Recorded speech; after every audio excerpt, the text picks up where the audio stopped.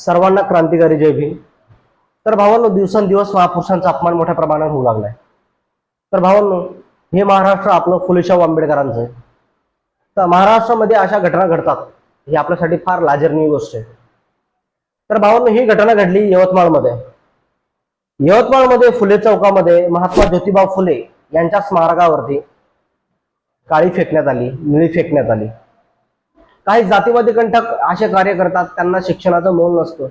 सर्वांना माहिती आहे की शिक्षणाच्या क्षेत्रामध्ये महात्मा ज्योतिबा फुले यांचं भरपूर मोठं योगदान आहे.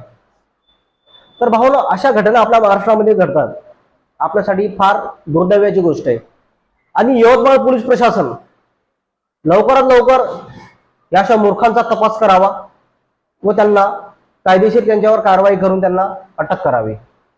तर भावांनो, ही जी घटना घडली यवतमाळमध्ये ही फार आपले संपूर्ण महाराष्ट्रामध्ये लाजिरवाणी गोष्ट आहे. महात्मा फुले यांच्या स्मारकावरती निळी फेकण्यात आली, त्यांचा अपमान करण्यात आला, तरी आपला महाराष्ट्र शांत आहे. तरी आपले काही कार्यकर्ते भीम सैनिक तिथे उपस्थित असतात, सारखं या घटनाची चौकशी करतायत की नेमकं कार्य कसं घडलं, कोणी घडलं. हे जातीवादी कंटक यांचा बाज दिवसांदिवस वाढत चाललाय. तर भावांनो, अशा जातीवादी कंटकांना कायद्याचा मार देणं फार गरजेचं आहे. यांच्यावर कायदेशीर कारवाई होणार नाही तोपर्यंत यांचा बाज उतरणार नाही.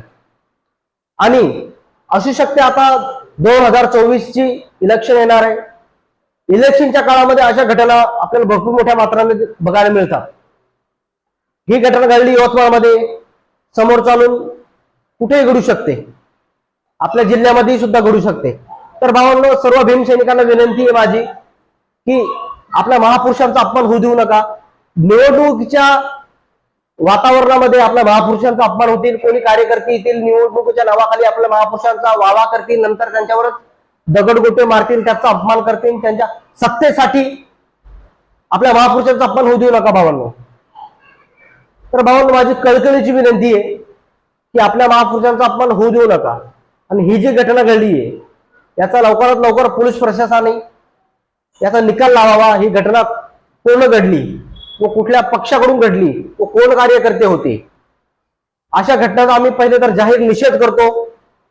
आणि अशा मूर्ख लोकांना कायद्याचा चोप देणं फार गरजेचं आहे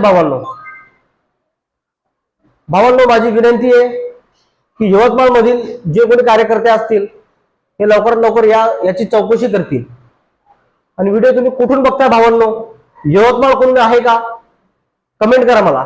जय भीम आणि जय संविधान.